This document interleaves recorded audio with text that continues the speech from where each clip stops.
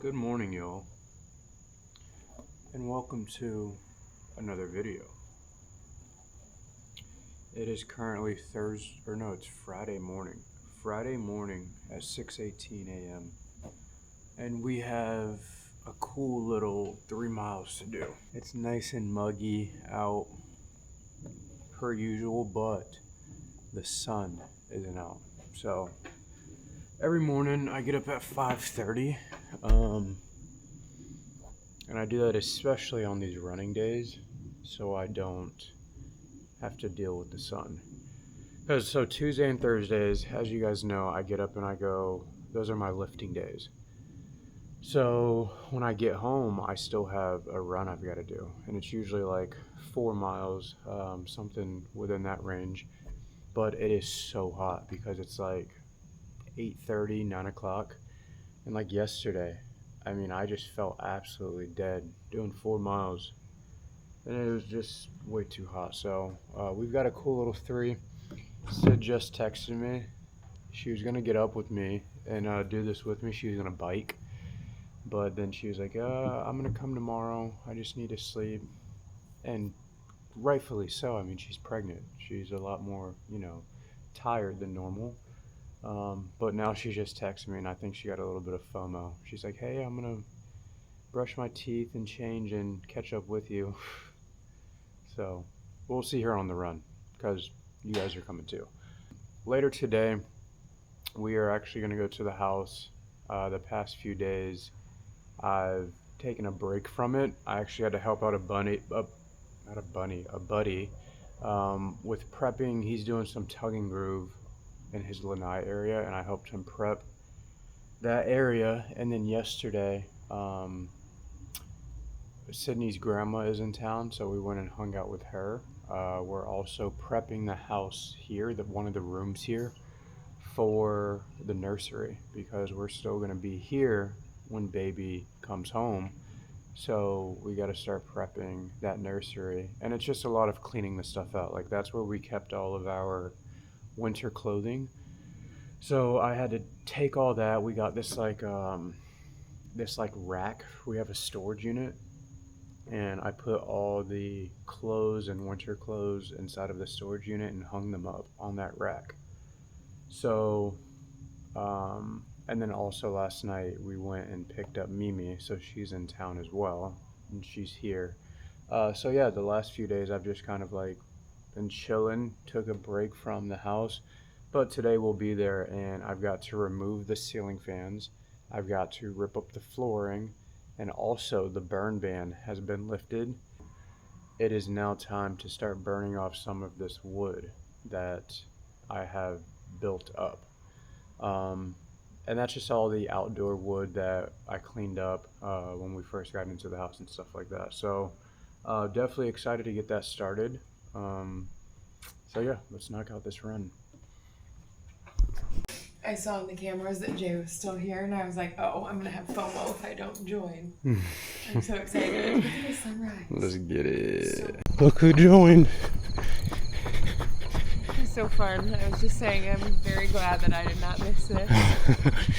It's a little hard to get up in the morning, but woo, I've missed this. And I was like, it's only 3 miles, you know? Yep. We've got this. It's alright. Run is done. I gotta give you guys the stats. We ran 3.14 miles. Total time was 29 minutes, 23 seconds, and that put us at a pace of 9:21 average.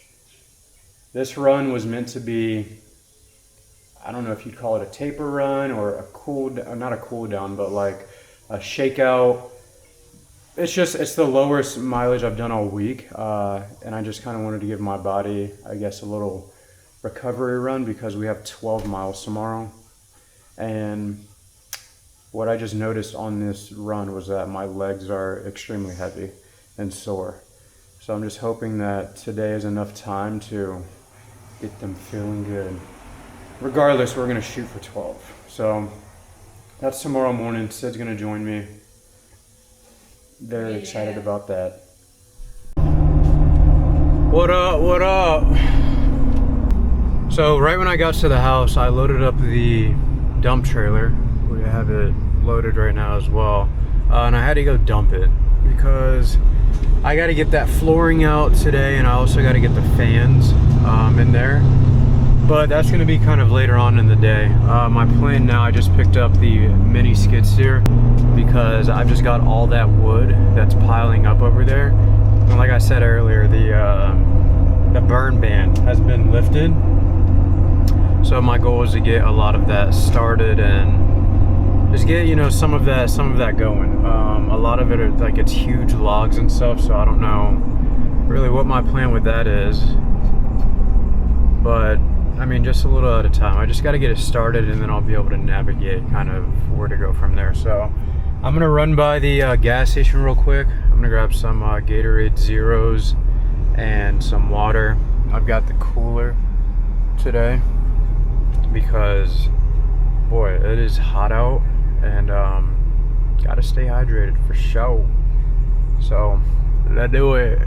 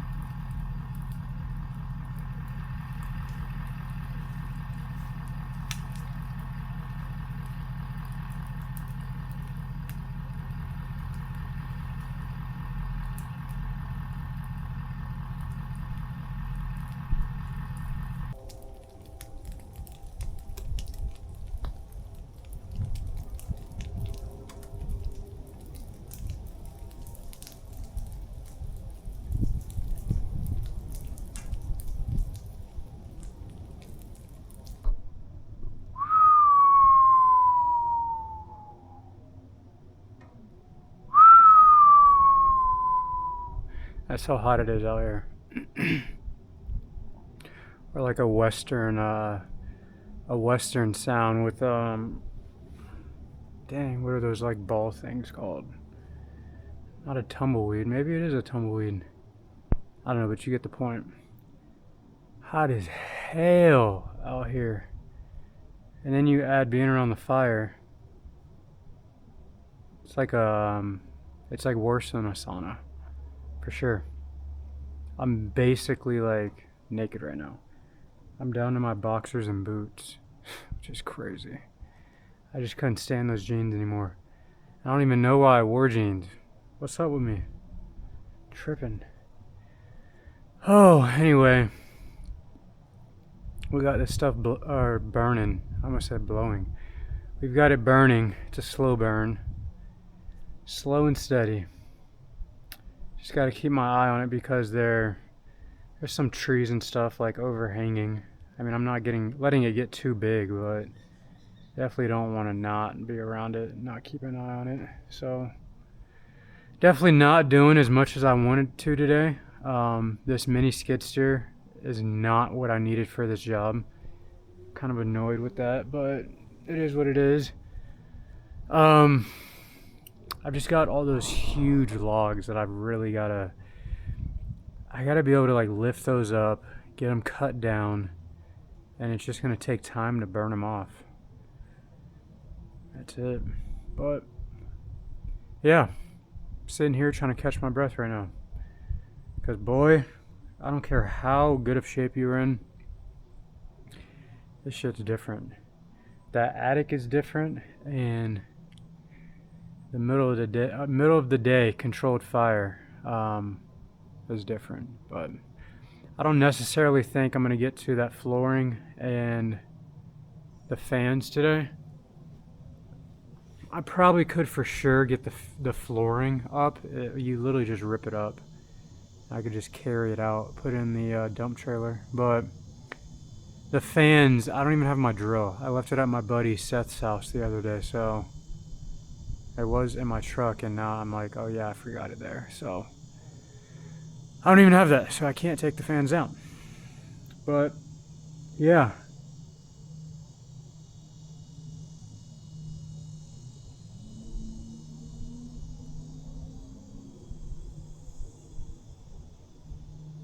That's how I feel right now. Shout out to my wife. We got a pub sub. It's the Italian. And we got a little watermelon. A little hydration.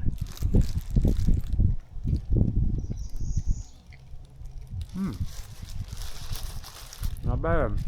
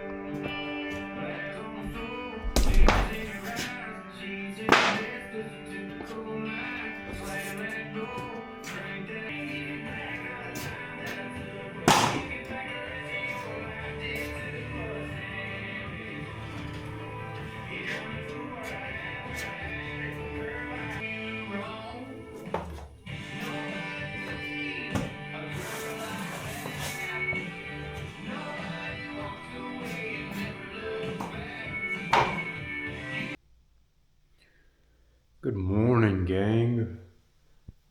Looking a little wild. I just rolled out of bed. It's currently 6 o'clock on the dot. Boom. We've got our 12 miles. Mama is still sleeping. I'm pretty sure I told you guys that she was gonna join with, but she's still sleeping. In the middle of the night, she was just kind of up, and I just told her that, you know, if anything, she can just catch up with me. I can start the run, and then she'll just catch up with me if she gets up in time.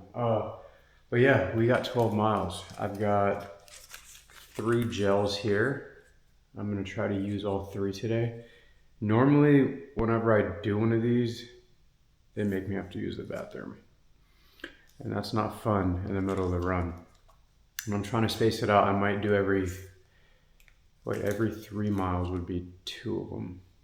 I don't know, we'll just see how I'm feeling. If I want one after 3 miles, I'll take one. If I get to 4 miles and I feel good, I'll take one. We'll just see how I'm feeling. But yeah, that's the plan. I'm kind of nervous about this. My legs are absolutely just so sore. But what you gonna do? I don't have to go like fast. I can just go slow. The goal is just to get it done. Get it done. Oh, get her done. Yo, so I got these shoes when we went to Marco Island. And the reason I stopped and got them is because I forgot my running shoes, the shoes I was using during that time. I forgot them here. And I knew I wanted to keep up with my runs while I was down there, so I was like, whatever, I'll just grab a pair out of Dick's Sporting Goods. These are now my favorite shoes I've ever run in. And I've easily got over 150 miles on them already. But I'm like itching to get another pair. But I'm trying to be smart. I'm like, yo, these work. I mean, the tread is still so good on them. And like I said, I probably got 150 miles on these. These are just so good. They reek though. I was telling Sid, I was like, if you ever want to know what a high school football locker room smells like, smell these. Reminds me of a high school. Because then when you get to college, like everything is cleaned for you daily. Like everything, like it doesn't, that smell doesn't sit around. But a high school locker room, at least the high school I went to, that shit stank. Because the pads, like in your cleats, they just sit in your locker, and then you put like 40 of those together, and then it's just like just sitting there. Not good, but anyways, let's get on this run. I'm gonna start with you guys. I'm not gonna talk a lot this time. I know last video I talked way too much, but I'll probably just keep you guys updated on our time with our mileage, and then hopefully Sid will meet us out there. So. See you guys out there. Mile 1, 9 minutes and 12 seconds. Mile 2, 9:08. Mile 3, 9:23. Mile 4, 9:30. Mile 5, 9:33. How are we feeling? Like shit. Oh, this sucks. Legs hurt. Body's fatigued, but we do it regardless. I had a high school coach that said, he'd always say, fatigue will make a coward of us all in high school. Wow. Our summer workouts.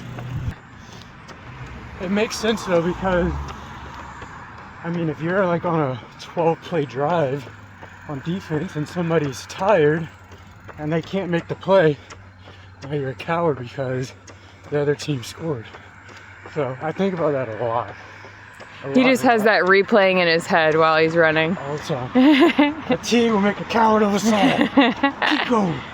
Who's gonna drive the boat? I'm carrying and driving. Mile 6, 9:38.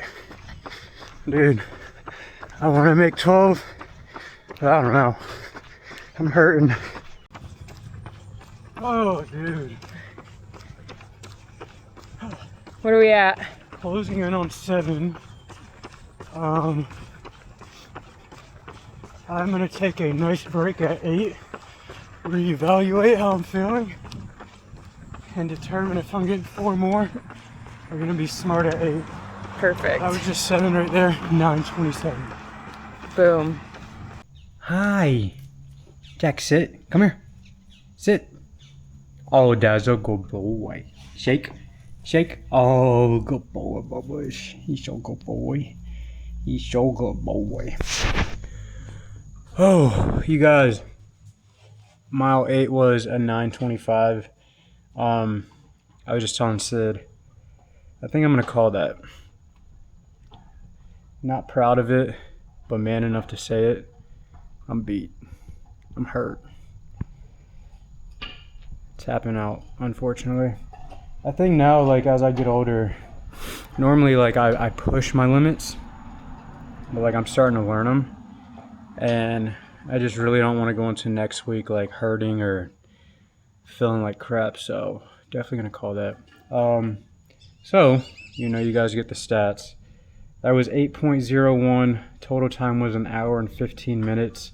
Put us at a 9:25 average pace. I'll take it. It's better than nothing. 4 miles short, but it is what it is. We'll make those up another day.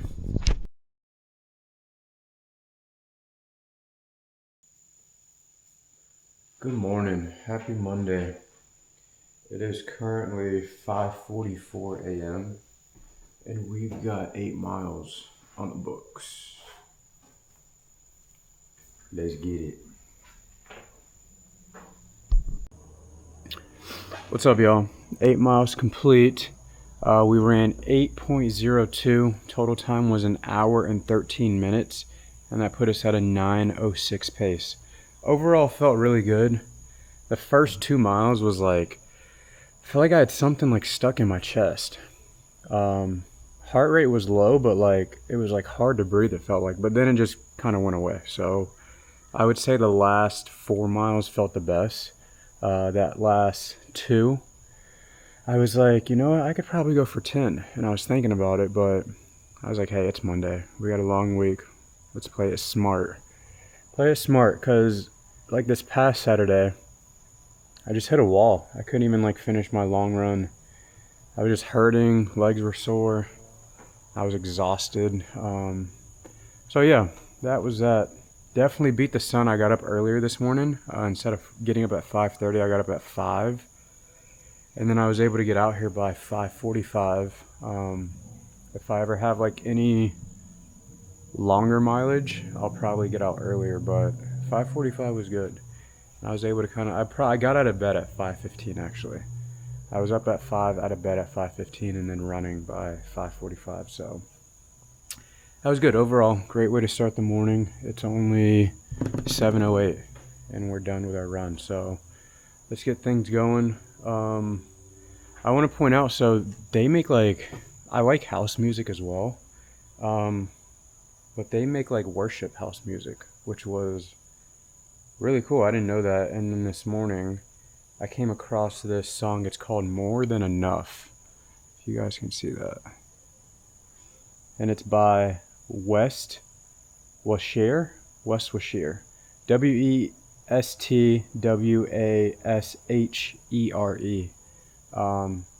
And then after that song, like it kind of hit into a radio, and it was a beautiful playlist. Enjoyed it a lot. But yeah, anyways, about to head inside. Let's get today going. What's going on, y'all? We just got to the house.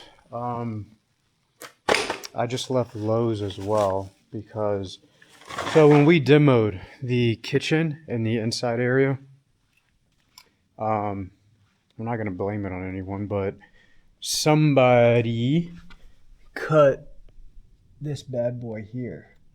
So now whenever I turn the water on, it just flows out of there. So I just went to Lowe's. I bought 2 different caps just because I didn't measure that before going. So we're gonna hope that it's either a 1/2 inch or 3/8. We're gonna hope. So yeah, we got to do that today. And then my other goal is to get these fans down. I know I've been talking about that for some time, but we're gonna go ahead and get those down.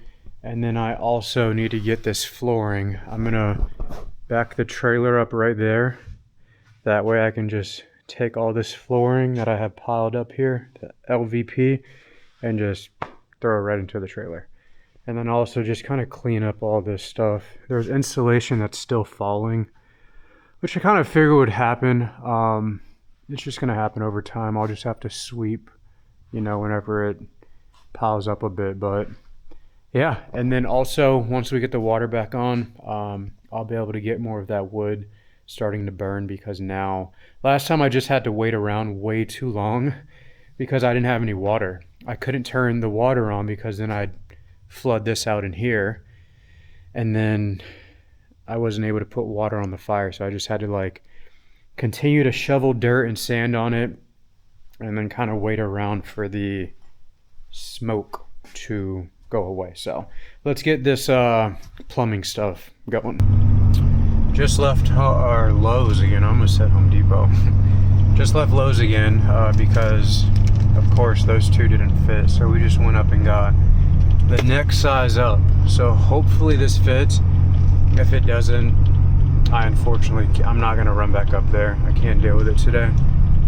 And I'll probably end up just calling a plumber. Stuff like this, like plumbing stuff, over my head. over my head, calling the professionals. And it's like, I looked this up, I tried to figure it out, but like every time it comes to plumbing stuff, up here. So hopefully this works. Oh man, we got bad news. Now it's too big. Like, bro, that doesn't make any sense to me. The other ones wouldn't even go over top this. I don't know. I don't got time to deal with that to me.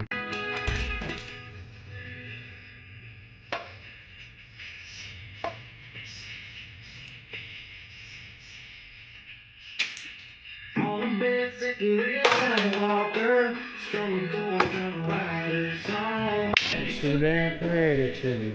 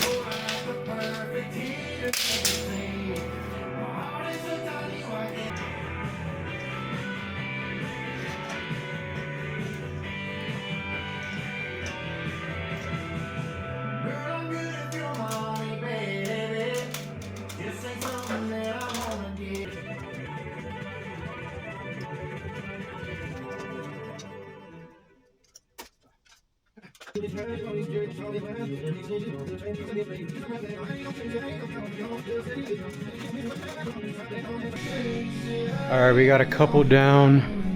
So I've got 1, 2, 3,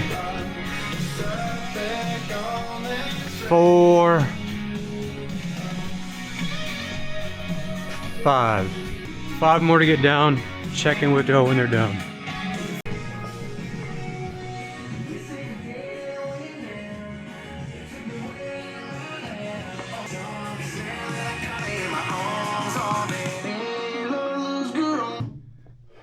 Got all the fans down.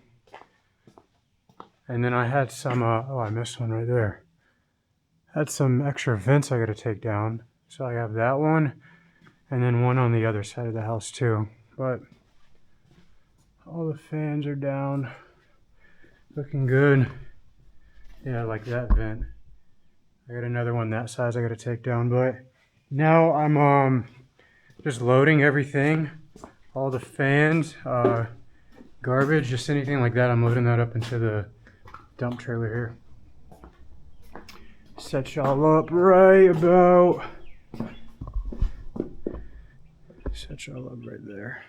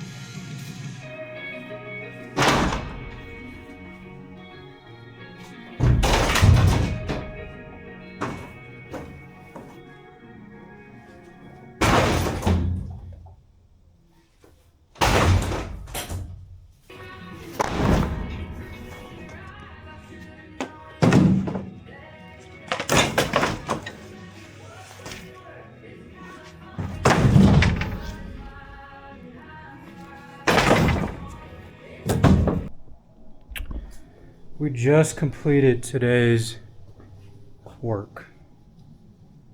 Today's scope of work, today's work on the agenda, however you want to say it. We got everything. We've got everything we needed in the dump trailer and the dump trailer. And then I just went through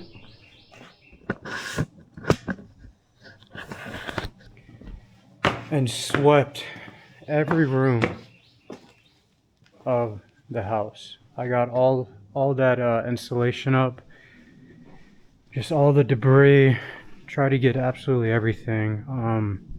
We've got a really good clean slate. I still got to get this tile up.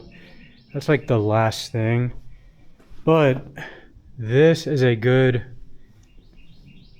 picture to show of like, this is kind of like the final stage of like the demo. After this, we will slowly be able to start making changes. And I'm super excited about that.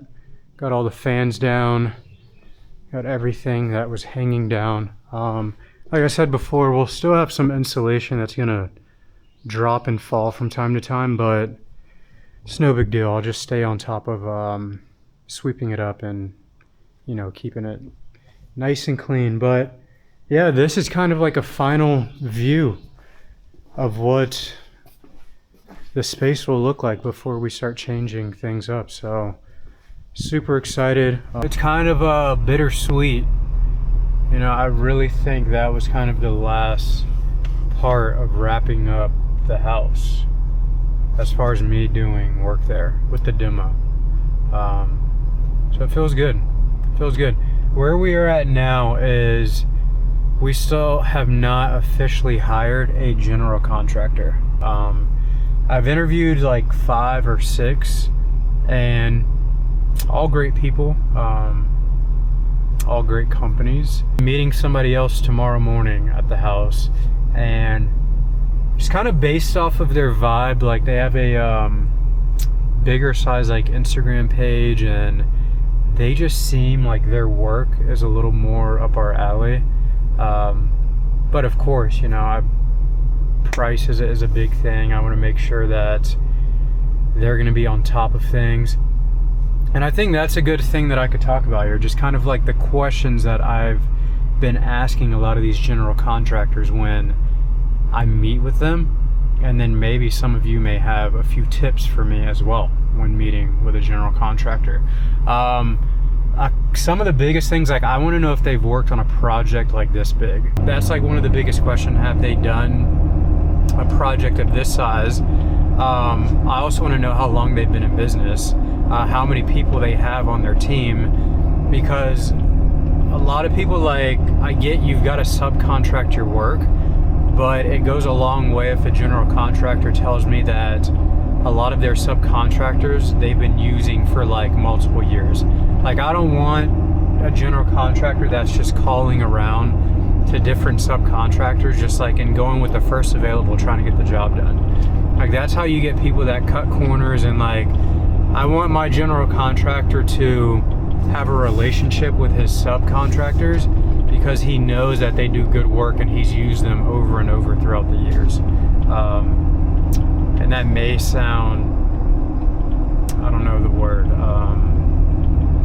that may sound like a bit, I guess, extra, but like, yo, this is something like, we're gonna be in this house a long time. I want this done right, and there's just a standard that I'm going after, and there's got to be somebody out there that can meet that standard.